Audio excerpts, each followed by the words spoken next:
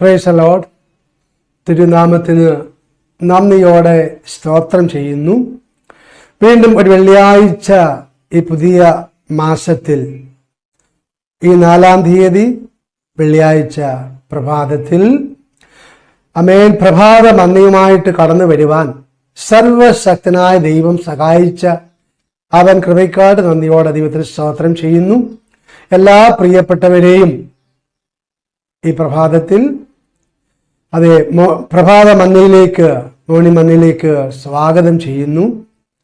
അല്പസമയ ചിന്തയ്ക്ക് വേണ്ടി വായിക്കുവാൻ ആഗ്രഹിക്കുന്ന വേദവാക്യം ഉൽപ്പത്തി പുസ്തകം അതിൻ്റെ 1-ാം അധ്യായം 3-ാം വാക്യമാണ്. അതിപ്രകാരം വായിക്കുന്നു: വെളിച്ചം ഉണ്ടാകട്ടെ എന്ന് ദൈവം കൽപ്പിച്ചു, വെളിച്ചം ഉണ്ടായി. തലക്കെട്ടായിട്ട് വായിക്കുവാൻ ആഗ്രഹിക്കുന്നത് നിങ്ങളുടെ ദിവസം പ്രകാശപൂരിതമാക്കുക. നമ്മുടെ ദിവസം എന്താകണം? നമ്മെ വെളിച്ചമായി തീരണം. നമ്മുടെ ദിവസം മാത്രമല്ല വെളിച്ചമാകേണ്ടത്. ദൈവം ആഗ്രഹിക്കുന്നത് നമ്മുടെ ജീവിതമേ വെളിച്ചമായി തീരണമെന്നാണ് ദൈവം ആഗ്രഹിക്കുന്നത്. സ്തോത്രം. ദൈവം ആദ്യം സൃഷ്ടിച്ചതും വെളിച്ചമാണ്. സ്തോത്രം. അപ്പോൾ തൻ്റെ സൃഷ്ടികളായ മനുഷ്യരും ഈ ലോകത്തിൽ ജ്യോതിഷികളെ പോലെ പ്രകാശിക്കണമെന്ന് ദൈവം ആഗ്രഹിക്കുന്നു. നമ്മുടെ ജീവിതത്തിലുള്ള ഇരുട്ട് മാറി, അന്ധകാരം മാറി, ചിന്തകൾ മാറി, പാപം മാറി, അധർമ്മം മാറി നാം വെളിച്ചത്തിന്റെ മക്കളായി തീരണമെന്ന് ദൈവം ആഗ്രഹിക്കുന്നു. കാരണം ദൈവം വെളിച്ചമാകുന്നു, അവനിൽ ഇരുട്ട് ലേശവും ഇല്ല. അപ്പോൾ ദൈവത്തിന്റെ മക്കളും എന്തായി തീരണം? വെളിച്ചമായി തീരണമെന്ന് ദൈവം ആഗ്രഹിക്കുന്നു. കർത്താവ് പറഞ്ഞു, നിങ്ങൾ ലോകത്തിന്റെ വെളിച്ചമാകുന്നു. മലമേൽ ഇരിക്കുന്ന പട്ടണം മറഞ്ഞിരിക്കാൻ പാടില്ല. അങ്ങനെയെങ്കിൽ അതിന് ക്രിസ്തുവിനെ സ്വീകരിച്ചിരിക്കുന്ന ഓരോ വ്യക്തികളും എന്തായി തീരണം? വെളിച്ചമായി തീരുവാൻ ഇടയാകണം എന്ന് ദൈവം ആഗ്രഹിക്കുന്നു. ഇന്ന് ഞങ്ങളെ കേൾക്കുന്ന ആരെങ്കിലും പ്രകാരം ലോകത്തിന്റെ വെളിച്ചമാകുന്ന കർത്താവായ യേശു ക്രിസ്തുവിനെ സ്വന്തം രക്ഷിതാവായി സ്വീകരിച്ചിട്ടില്ല എങ്കിൽ ഇന്ന് നിങ്ങളുടെ നിമിഷമാണ്. കാരണം നമുക്ക് ഒരു പുതിയ സൃഷ്ടിയായി ദൈവമകനായി ദൈവമകളായി ജീവിക്കുവാൻ ഇടയാകണമെങ്കിൽ മാത്രമേ ദൈവം വസിക്കുന്ന സ്വർഗത്തിൽ നാമും വസിക്കുകയുള്ളൂ. സ്തോത്രം. ആമേൻ. ദൈവം വസിക്കുന്ന സ്വർഗത്തിൽ നാമും വസിക്കുവാൻ വേണ്ടിയാണ് ലോകത്തിന്റെ വെളിച്ചമാകുന്ന കർത്താവായ യേശു ക്രിസ്തു അഥവാ സർവ്വലോകത്തിന്റെയും സൃഷ്ടമായ ദൈവം നമ്മെ പോലെ വേഷത്തിൽ മനുഷ്യനായി ദാസരൂപമെടുത്ത് ഈ ലോകത്തിലേക്ക് വന്നത്. പാപത്തിൽ നാം മരിക്കേണ്ടിടത്ത് നമുക്ക് പകരമായിട്ട് കർത്താവായ യേശു ക്രിസ്തു പകരക്കാരനായി മരിക്കുവാൻ ഇടയായി തീർന്നു. അങ്ങനെയെങ്കിൽ ആ കർത്താവ് യേശു ക്രിസ്തുവിന്റെ യാഗത്തിൽ ആര് വിശ്വസിക്കുന്നുവോ, കർത്താവ് യേശു ക്രിസ്തുവിനെ വാഗൊണ്ട് ആര് ഏറ്റു പറയുന്നുവോ, ഹൃദയം കൊണ്ട് വിശ്വസിക്കുന്നുവോ, അവര് രക്ഷിക്കപ്പെടുവാൻ ഇടയായിത്തീരും. എന്നിട്ട് ദൈവകൽപ്പന അനുസരിച്ച് ജീവിക്കുകയാണെങ്കിൽ ദൈവം വസിക്കുന്ന സ്വർഗത്തിൽ നാമും വസിക്കുവാൻ ഇടയായിത്തീരും. ഇവിടെ സങ്കീർത്തനങ്ങള് 56-ന്റെ 13-ാം വാക്യത്തിൽ ഇപ്രകാരം വായിക്കുന്നുണ്ട്. സങ്കീർത്തനങ്ങള് 56-13. ദൈവത്തിന്റെ മുമ്പാകെ ജീവന്റെ പ്രകാശത്തിൽ നടക്കേണ്ടതിന് നീ എന്റെ പ്രാണനെ മരണത്തിൽ നിന്നും എന്റെ കാലുകളെ ഇടർച്ചയിൽ നിന്നും വിടുവിച്ചുവല്ലോ. ഒന്നുകൂടെ വായിക്കാം. ദൈവത്തിന്റെ മുമ്പാകെ ജീവന്റെ പ്രകാശത്തിൽ നടക്കേണ്ടതിന്. അപ്പോൾ മരണം മാറിയിട്ട് ജീവന്റെ പ്രകാശത്തിൽ നടക്കണമെങ്കിൽ എന്ത് വേണം?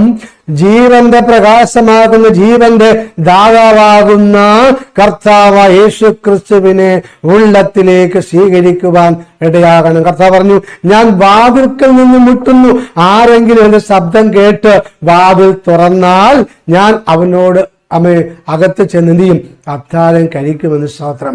കർത്താവ് ഇപ്രകാരം വാതിൽ മുട്ടിക്കൊണ്ടിരിക്കുകയാണ് സ്തോത്രം. ദൈവത്തിന്റെ വചനം കേട്ട് ആരൊക്കെ ഹൃദയത്തിന്റെ കവാടം തുറന്നു കൊടുക്കുമോ അവർക്കാണ് രക്ഷ ഉള്ളത് സ്തോത്രം. വീണ്ടും സങ്കീർത്തനങ്ങള് 116 സങ്കീർത്തനം 8 വാക്യം ഇപ്രകാരം വായിക്കുന്നു. 116 സങ്കീർത്തനം 8 വാക്യം, നീ എന്റെ പ്രാണനെ മരണത്തിൽ നിന്നും, എന്റെ കണ്ണിനെ കണ്ണുനീരിൽ നിന്നും, എന്റെ കാലിനെ വീഴ്ചയിൽ നിന്നും രക്ഷിച്ചിരിക്കുന്നു സ്തോത്രം. അപ്പോൾ നീ എന്റെ പ്രാണനെ എന്ത് ചെയ്തിരിക്കുക? മരണത്തിൽ നിന്നും രക്ഷിച്ചിരിക്കുക സ്തോത്രം. എങ്ങനെ രക്ഷിച്ചു? തന്റെ ജീവൻ നമുക്ക് വേണ്ടി നൽകുവാൻ ഇടയായിത്തീർന്നു. കർത്താവ് യേശുക്രിസ്തുവിന്റെ ജീവൻ നിൽക്കുന്നത് രക്തത്തിലാണല്ലോ. അപ്പോൾ ആ രക്തം മുഴുവനും എനിക്കും നിങ്ങൾക്ക് വേണ്ടി കർത്താവ് യേശുക്രിസ്തു നൽകുവാൻ ഇടയായി തീർന്നു സ്തോത്രം. ആ യേശുക്രിസ്തുവിന്റെ രക്തത്തിന് മാത്രമേ ഒരു പാപിയുടെ പാപത്തിന്റെ കറയെ കഴുകിക്കളയുവാൻ കഴിയുകയുള്ളൂ.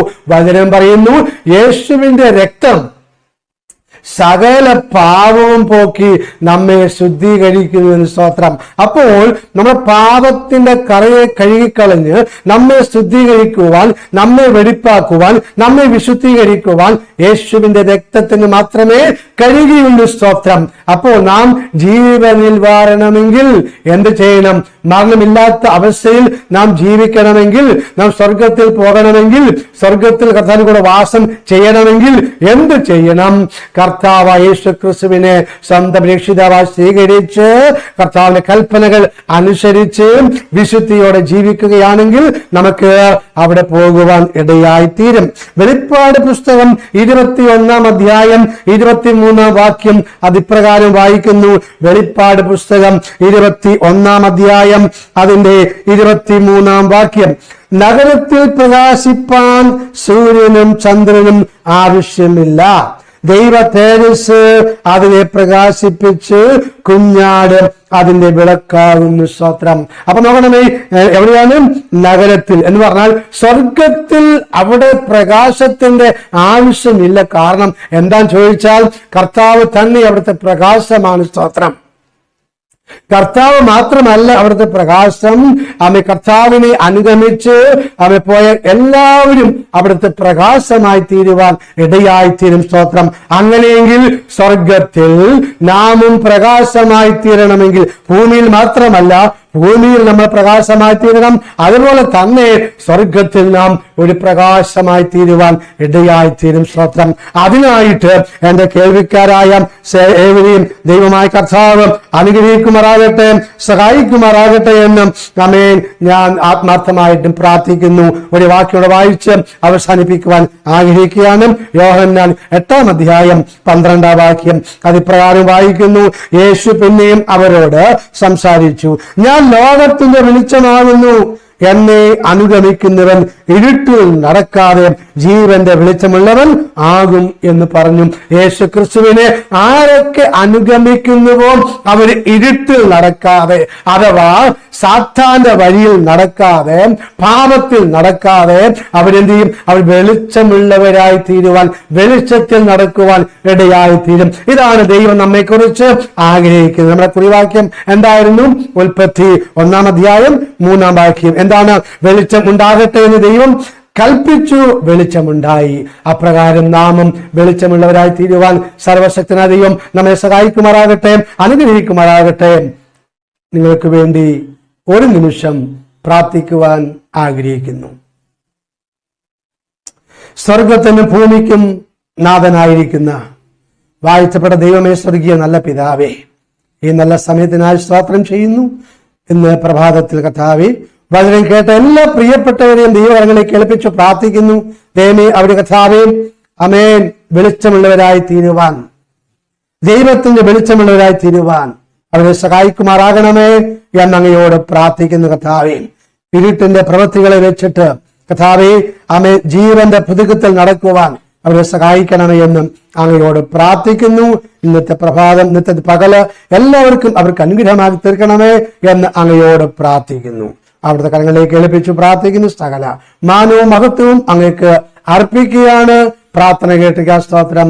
കർത്താവ് യേശു ക്രിസ്തുവിൻ ധന്യമുള്ള നാമത്തിൽ തന്നെ ആമേൻ. സർവ ശക്തനായ ദൈവം എൻ്റെ കേൾവിക്കാരായ എല്ലാവരെയും അനുഗ്രഹിക്കുമാറാകട്ടെ, സഹായിക്കുമാറാകട്ടെ. ഒരു നല്ല ദിവസം നേരുന്നു. ആമേൻ.